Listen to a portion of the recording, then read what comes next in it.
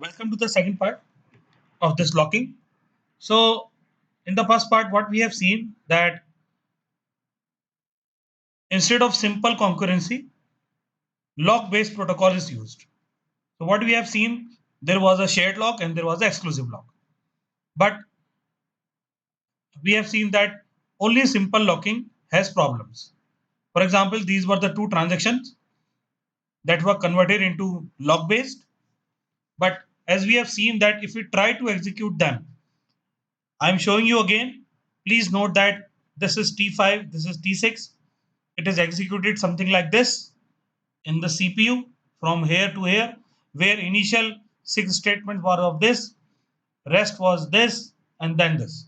So, as you might have tried in your copy, that this type of schedule will give the sum as 1600, which is wrong.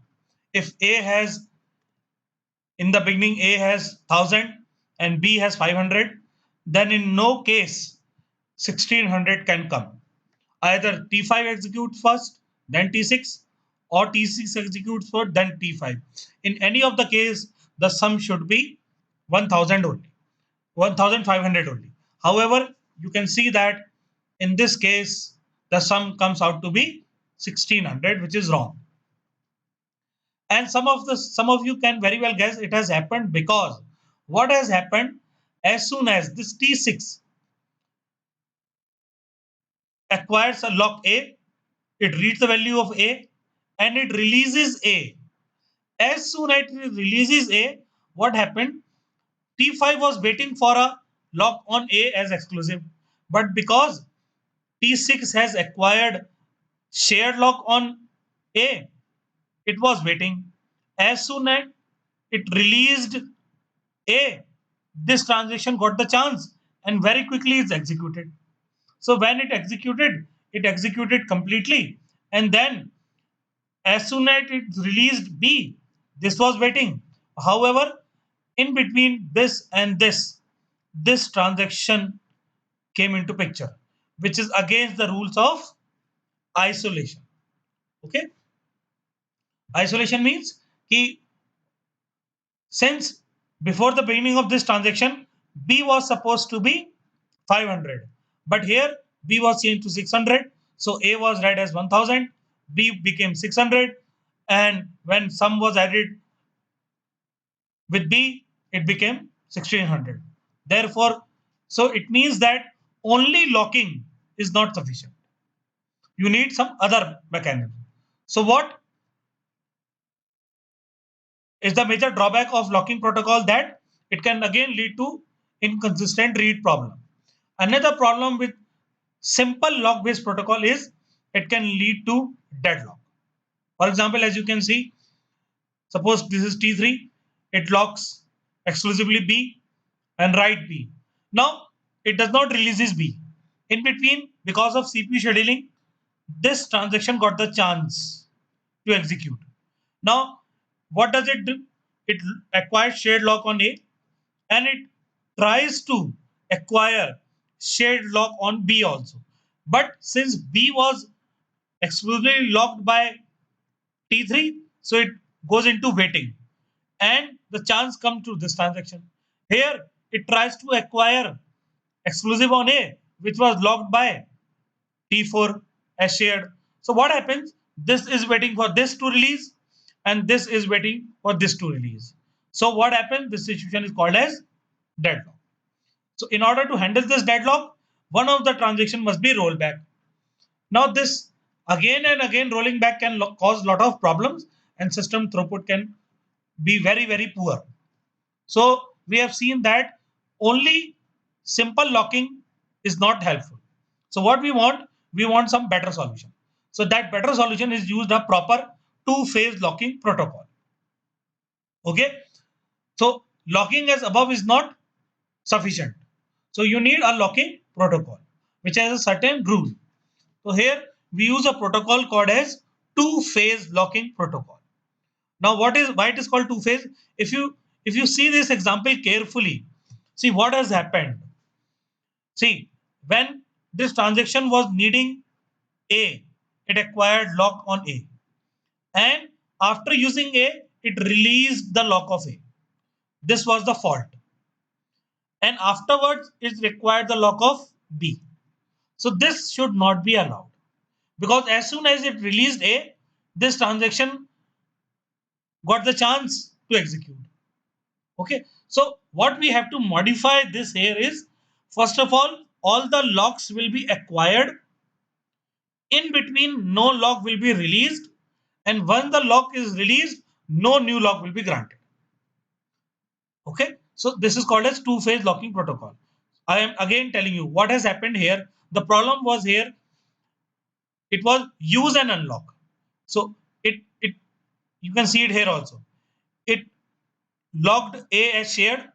As soon as the work of A was finished, it unlocked it, and then it acquired lock on B. So this was the major problem.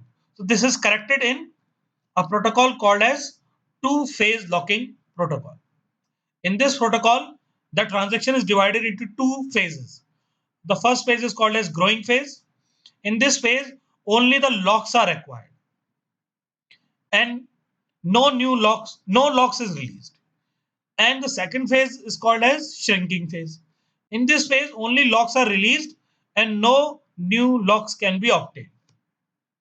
Okay, this protocol ensures serializability. Now, if you go back to this one and you try to apply this rule on this transaction, what will happen?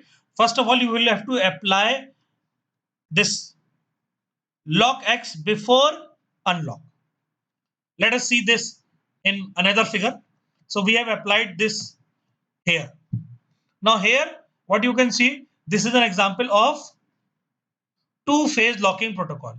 Here what you can see, lock X A, lock X B. See, it is not necessary that both lock are written together. It does not mean this. It simply means that before unlock, all the locks are to be acquired. So for what we can say is that,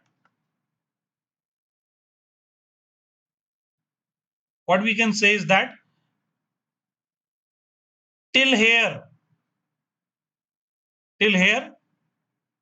it is growing phase, and from here to here, it is shrinking phase.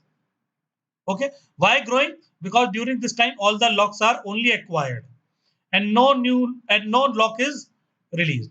Similarly, here you can see whatever locks are required, they are acquired first of all, and no lock is released. So here in this case, till here, what you can say, it is growing phase, or from here it is shrinking phase.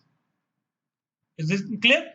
Now, if you try to execute this in a concurrent manner, you can see that no error will come. And if you try to execute these two transactions using this protocol, the CPU schedule will be like this. Okay, and as you can see, it is just like a serial execution. Are you getting? So no problem will occur. Of course, few of the statements can be mixed, but more or less it is a serial kind of schedule. So what locking protocol ensures that no type of error occurs. Okay, please go through those screens again. I am showing you again. This was without two-phase locking protocol, only simple locking, and because of this, such type of problem can occur.